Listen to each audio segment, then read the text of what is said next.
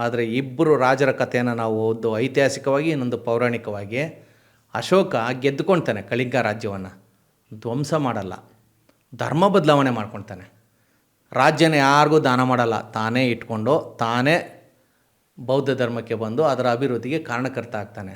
ಆದರೆ ಅಶೋಕನಿಗಿಂತ ಹಿಂದೆ ಇದ್ದಂಥ ಭರತ ಬಾಹುಬಲಿ ಕಥೆಯನ್ನು ನಾವು ಓದ್ಬಿಟ್ರೆ, ಭರತ ಬಾಹುಬಲಿಗೆ ಯುದ್ಧ ಆಗುತ್ತಲ್ಲ, ಬಾಹುಬಲಿದು ಒಂದು ರಾಜ್ಯ ಇರುತ್ತೆ, ಭರತಂದು ಒಂದು ರಾಜ್ಯ ಇರುತ್ತೆ, ಯುದ್ಧ ನಡೆಯುತ್ತೆ. ಇವನ ರಾಜ್ಯ ಅವ್ನು ಗೆಲ್ಲಬೇಕು ಅಂತ, ಅವನ ರಾಜ್ಯ ಇವನು ಗೆಲ್ಲಬೇಕು ಅಂತ ಯುದ್ಧ ನಡೆದಾಗ ಭರತ ಸೋತು ಬಿಡ್ತಾನೆ. ಅಲ್ಲಿಗೇನಾಯಿತು, ಭರತನ ರಾಜ್ಯ ಕೂಡ ಬಾಹುಬಲಿಗೆ ಬರುತ್ತೆ.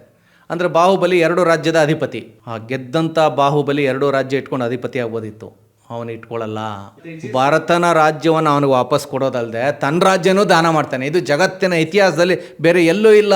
ಯಾವ ರಾಜನೂ ತನ್ನ ರಾಜ್ಯವನ್ನು ಸೋತ ರಾಜನಿಗೆ ದಾನ ಮಾಡಿರೋ ಇತಿಹಾಸ ಇಲ್ಲ.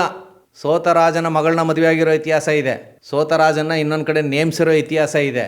ಆದರೆ ಎಲ್ಲಿಯೂ ಕೂಡ ಸೋತ ರಾಜನಿಗೆ ಅವನ ರಾಜ್ಯನೂ ಕೊಟ್ಟು ತನ್ನ ರಾಜ್ಯನೂ ಕೊಟ್ಟು ನನಗೇನು ಬೇಡಪ್ಪ, ನಾನು ದಿಗಂಬರನಾಗಿ ತಪಸ್ ಮಾಡ್ಕೊಂಡು ಹೋಗ್ತೀನಿ ಅಂತ ಹೇಳಿದಂಥ ಏಕೈಕ ವ್ಯಕ್ತಿ, ಏಕೈಕ ಘಟನೆ ಜಗತ್ತಿನ ಇತಿಹಾಸದಲ್ಲಿ ಅದು ಶ್ರವಣಬೆಳಗೊಳದ ಗೊಮ್ಮಟೇಶ್ವರಂದು. ಆ ಕಥೆಯನ್ನು ಮೂರ್ತ ರೂಪಕ್ಕೆ, ಅದು ಅಮೂರ್ತ ಕೃತಿಗಳಲ್ಲಿತ್ತು, ಹೇಳ್ತಾ ಇದ್ರು ಅಷ್ಟೇ, ಮೂರ್ತ ರೂಪಕ್ಕೆ ಕೊಟ್ಟವರು ತಲಕಾಡಿನ ಗಂಗರು ಕರ್ನಾಟಕದಲ್ಲಿ.